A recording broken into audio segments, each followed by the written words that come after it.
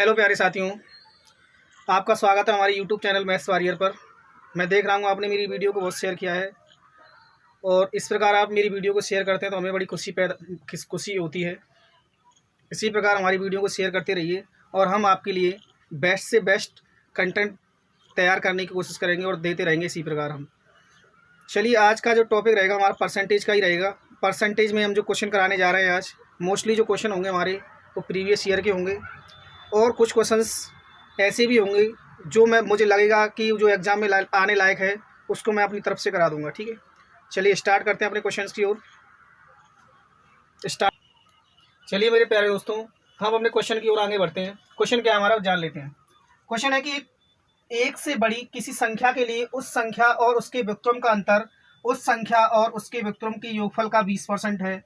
संख्या का वर्गफल इसके घनफल से कितने प्रतिशत कम है। ठीक है, ये जो क्वेश्चन है हमारा CHSL 2018 में पूछा गया है। इसके जो ऑप्शन दे रखे हैं आपके लिए वो दे रखे हैं 12, 18, 29 और 33। ठीक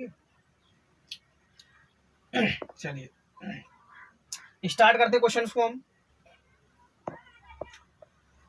देखिए, वो कह रहा है कि एक से बड़ी किसी संख्या के लिए, ठीक है, मान लेता हूं मैं जो संख्या है हमारी वो x है। ठीक है, इस संख्या और इसके व्युत्क्रम कितना होगा 1/x। ठीक है, तो इनका अंतर कितना होगा x - 1/x। अब अगली लाइन में क्या दे रखा है उसने, उस संख्या और उसके व्युत्क्रम का योगफल।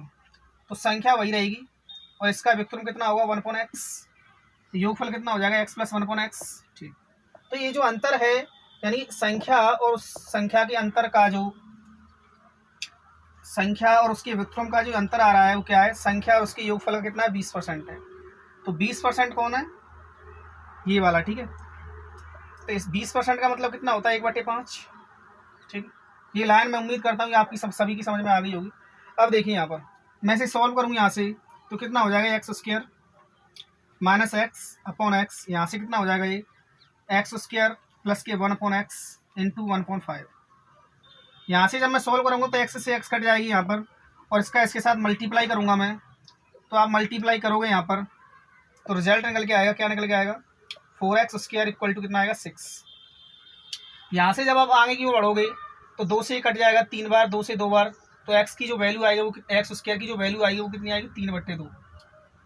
जब हम इस पैसे हम घात को उठाएंगे तो इसका कितना क्या लेना पड़ेगा, वर्गमूल लेना पड़ेगा, तो कितना हो जाएगा √3/2। जब एक चर राशि के ऊपर पावर होती है हमारी, स्क्वायर होती है, तो दूसरी साइड में जब उसको चर राशि से हम जब घात को समाप्त करते हैं तो दूसरी साइड का क्या ले लेते हैं, वर्गमूल ले लेते हैं। तो हमने यहाँ पर देखा कि जो हमारी x की वैल्यू आई वो कितनी आई √3/2। अब देखिए, अब प्रश्न में हमसे पूछा गया है, क्वेश्चन में क्या पूछा गया है कि उसने पूछा है हमसे कि उस संख्या का वर्गफल उसके घनफल से कितना प्रतिशत कम है। अब देखिए, अगर मैं इस संख्या का रेशियो लूं तो रेशियो कितना हो जाएगा, देखिए x/1 कितना दे रखा है उसने √3/2। ठीक है, यहाँ से दैट इम्प्लाई मैं देखूँ, मैं रेशियो ले लेता हूँ। ठीक है, x³ रेशियो x²। ठीक है, x³ रेशियो x², तो यहाँ से क्या निकल के आएगा, रेशियो में पता है आपको कि जो कॉमन टर्म होते हैं वो आपस में क्या हो जाते हैं, एक दूसरे से कैंसिल आउट हो जाते हैं। यहाँ पर अगर मैं देखूंगा तो ये कट जाएगा, कितना बचेगा x/1 बचेगा। ठीक, अब देखिए यहाँ पर इसको मैं डायरेक्टली लिख सकता हूँ, यहाँ पर कितना दे रखा है x/1 कितना देखा है √3/2, तो √3/√2। अब देखिए √3/√2 आ गया। ठीक है, आप सभी जानते हैं कि जो √3 की जो वैल्यू होती है वो कितनी होती है, लगभग 1.7 होती है। ठीक है, यहाँ पर जो x/1 कितना है हमारा √3/√2। अब जान लेते हैं, यहाँ पर हम जानते हैं कि जो √3 की जो वैल्यू होती है अप्रॉक्सीमेट में कितनी होती है 1.7 होती है और √2 की वैल्यू कितनी होती है 1.4 होती है लगभग के। अब इन दोनों का इसमें पूछा है कि जो हमारा इसका जो घनफल है उसकी इसका जो वर्गफल है इसके घनफल से कितने प्रतिशत कम है। तो इनका जब मैं अंतर देखता हूँ कितना आता है 0.3 आता है। तो 0.3 जो अंतर आएगा वो कितने पर आएगा 1.7 पर, मल्टीप्लाई 100। जब आप इसे सॉल्व करोगे तो पॉइंट से पॉइंट खत्म हो जाएगा, कितना हो जाएगा ये 17 × 17 और कितना बच रहा है 13 बच रहा है 130, यानी 17 × 7 = 119 17/136, ठीक है। तो लगभग ये जो हमारा क्वेश्चन आ रहा है वो 17 से थोड़ा अधिक आ रहा है। तो ऑप्शन के अकॉर्डिंग अगर मैं देखूँ, यहाँ पर, तो हमारा जो क्वेश्चन का आंसर रहेगा कौन सा सही रहेगा? सेकंड ऑप्शन सही रहेगा। नियरेस्ट वैल्यू निकल के आ रही है इसकी, कितनी आ रही है? 18। मैं उम्मीद करता हूँ कि प्रश्न आपकी समझ में अच्छी तरह से आ गया होगा। एक बार और जान लेते हैं इस प्रश्न को। देखिए उसने दे रखा है कि उस संख्या, देखिए एक बार और जान लेते हैं इस प्रश्न को। उसने क्या दे रखा है कि एक से बड़ी किसी संख्या के लिए उस संख्या और उसके विक्टिम का अंतर उस संख्या और उसके विक्टिम के योगफल का 20% है। तो मैंने जो संख्या मान ली एक से बड़ी वो x मान ली, ठीक है। तो उसने कहा है कि x और उसके x का विक्टिम कितना हो गया? इतना हो गया। अब इन दोनों का अंतर कितना हो जाएगा? x - 1/x। इसी प्रकार संख्या उस संख्या के विक्टिम का योगफल का कितना है? ये 20% है, तो इसका 20% कितना होगा? 1/5। इस प्रकार मैंने इसको सॉल्व किया यहाँ तक। तो x की वैल्यू कितने निकल गई? √3/2। यहाँ पर अगर हम देखें तो x/1 कितना आ रहा है? √3/2। अगर मैं इसका रेशियो लूँ, रेशियो कितना हो जाएगा? x³ अनुपात x²। तो रेशियो का मतलब क्या होता है? ऐसा मैंने क्यों किया? उसने कहा है प्रश्न के अंदर कि संख्या का जो वर्गफल है उसके घनफल से कितना प्रतिशत कम है। इस प्रकार मैंने रेशियो लिया। जब मैं इसका रेशियो लूंगा तो रेशियो में क्या होता है? जो समान संख्या होती है वो आपस में कट जाती हैं। तो यहाँ से क्या हुआ? x² से x² कट जाएगा, क्या कितना बचेगा? x बचेगा। यहाँ पर x² कट गया तो कितना बचा? 1। इस प्रकार मैंने देखा कि जो x/1 आ रहा है कितना आ रहा है? √3/2 आ रहा है, जो कि पहले ही दे रखा है, ठीक है। अब हम जानते हैं अच्छी तरह से कि जो √3 की वैल्यू होती है लगभग कितनी होती है? 1.7 होती है, और √2 की जो वैल्यू होती है वो 1.7 कितनी होती है? 1.4 होती है। तो इस प्रकार मैंने देखा तो इनका अंतर कितना आ रहा है? 0.3 आ रहा है। 0.3 कितने पर होगा? 1.7 पर मल्टीप्लाई 100। इस प्रकार मैंने किया इसको सॉल्व, तो इस 17 से थोड़ा अधिक आ रहा है। तो जब ये 17 से थोड़ा अधिक आएगा हमारा, तो हम ऑप्शन के अकॉर्डिंग देखें तो कौन सा ऑप्शन सही होगा? सेकंड ऑप्शन सही होगा। मैं उम्मीद करता हूँ कि प्रश्न आपकी समझ में अच्छी तरह से आ गया होगा। प्रश्न अच्छा है, इसके आने के चांस एग्जाम के अंदर हो सकते हैं।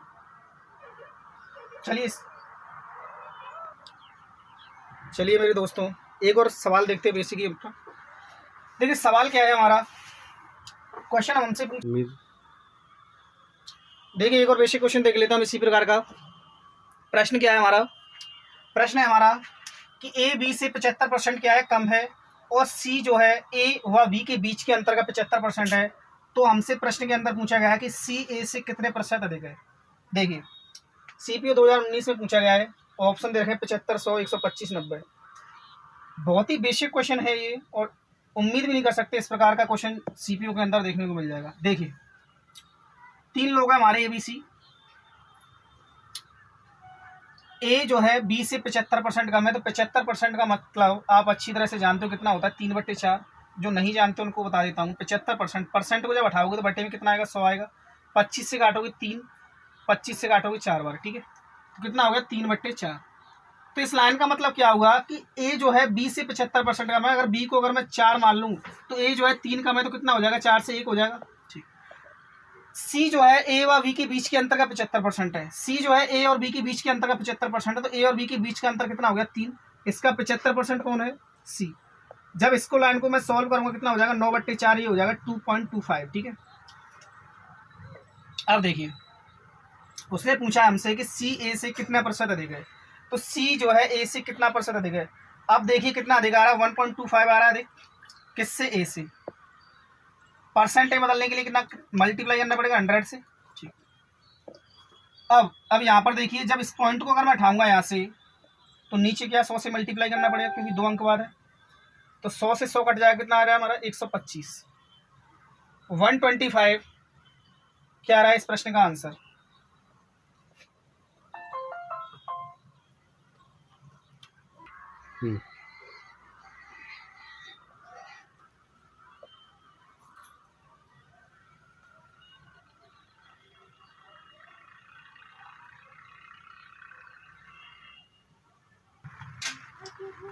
चलिए एक और बेसिक क्वेश्चन देखते हैं हम अपना। क्वेश्चन क्या है हमारा कि A B से 25% अधिक है, B C से 40% कम है। यदि C D से 40% अधिक है तो A D से कितने प्रतिशत कम है? देखिए जान लेते हैं कैसे सॉल्व करते हैं इसे। 4 चीज़ें देखी हैं, A B B C और C D। 4 चीज़ कौन कौन सी हैं? A B C D, ठीक है। अब देखिए यहाँ पर मैंने बताया था, जब आपने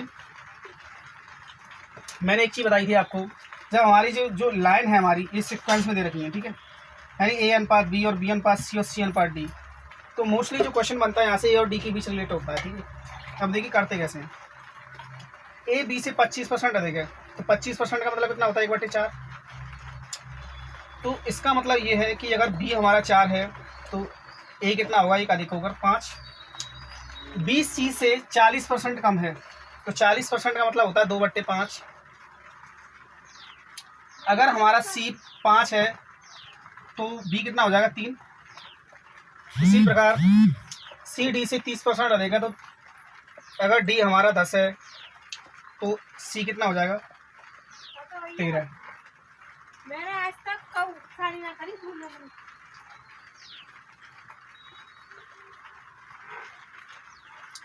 30% का मतलब कितना होता है 3/10। 10 जब हमारा डी है तो 3 अधिक कौन होगा सी, तो 13 हो जाएगा। अब देखिए यहाँ पर 5 से 5 कट जाएगा हमारा, ये कितना हो जाएगा 39 और ये कितना हो जाएगा 40। अब देखिए कितना कम है यार इससे, 1/40 कितना हो जाएगा 2.5%। अगर हम देखें ऑप्शन के अकॉर्डिंग कौन सा ऑप्शन सही जाता है, चौथा ऑप्शन सही जाता है। सीजीएल 2018 के अंदर ही क्वेश्चन पूछा गया आपसे। मैं उम्मीद करता हूँ ये प्रश्न आपकी समझ में अच्छी तरह से आ गया होगा।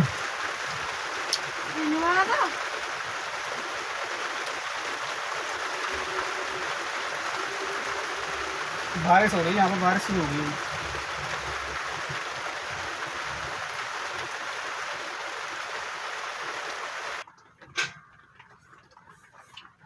चलिए एक और बेसिक क्वेश्चन देख लेते हैं हम। प्रश्न का है हमारा कि यदि किसी संख्या के 1/8 के 75% के 66 सही 2/3% का मान जो है 179 है, तो उस संख्या के 3/4 का 33 सही 1/3% कितना हुआ। बहुत ज़्यादा आसान क्वेश्चन है ये, बहुत ही सरल क्वेश्चन है, ठीक है। देखिए मैंने संख्या मान ली एक्स मैंने संख्या मान लेता हूँ यहाँ पर।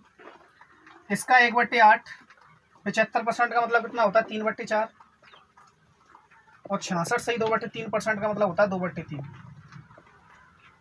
इसका मान कितना दे रखा है 179 के बराबर।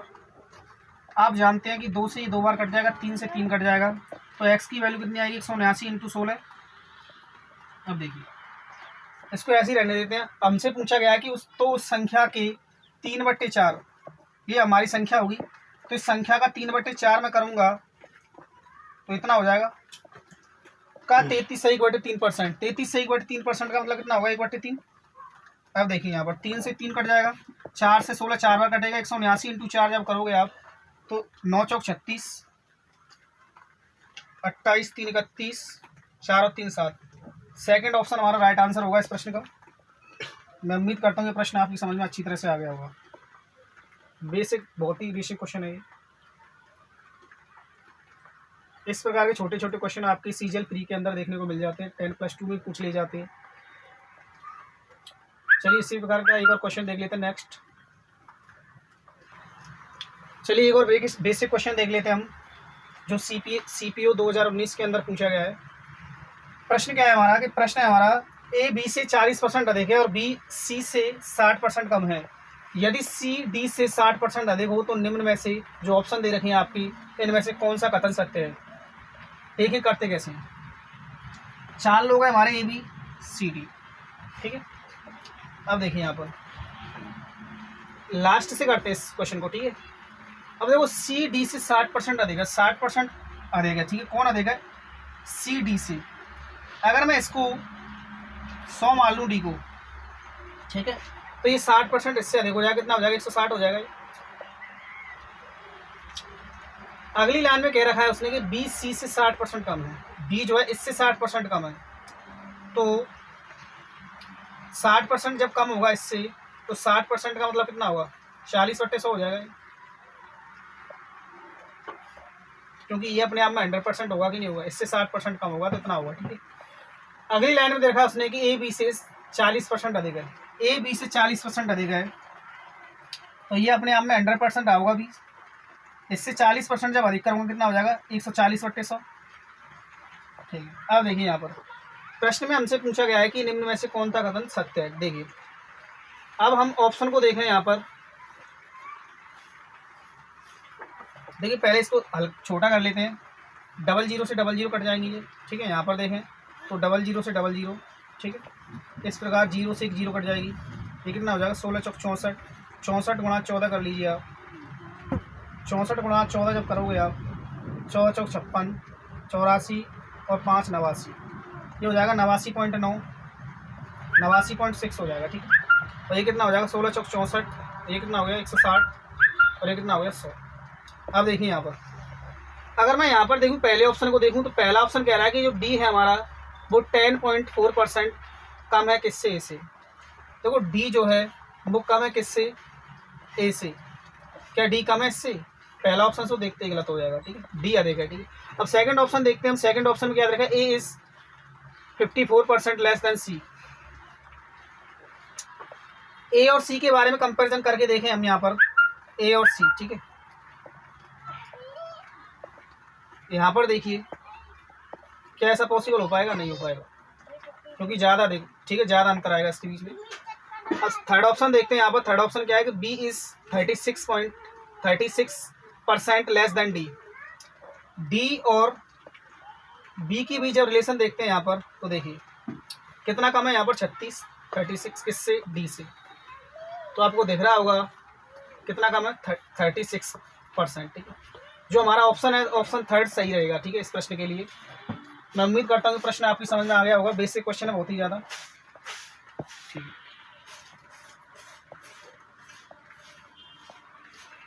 सवाल बहुत आसान है, ऑप्शन को देखते हुए कैलकुलेटिव लग रहा है, बस सवाल बहुत आसान है। एक और बेहद आसान क्वेश्चन देखते हैं हम। ये जो क्वेश्चन आपको सामने दिख रहा है, अगर आप डायरेक्टली करने बैठो इसे तो बहुत समय लग जाएगा इसके अंदर। हमें करना कैसे, हम इसकी ऑप्शन से करेंगे इसे, ठीक है। अब देखिए यहाँ पर देखो आप चाहे तो आप डेसिमल से डेसिमल में कर लीजिए, या फिर इसको फ्रैक्शन में बदल के करोगे तो टाइम थोड़ा ज़्यादा लग जाएगा हमारा, ठीक है। डेसिमल से ही कर लेते हैं। देखो अगर मैं इसका मल्टीप्लाई करूँ, यहाँ पर 8 का मल्टीप्लाई करूँगा, 8 में 64 का 8 में करूँगा 512, 512 की जो पावर हमारी 1/9 है, तो 512 की पावर 1/9 का मतलब कितना होगा, पॉइंट टू एक बार के लिए भूल जाते हैं हम, ठीक है।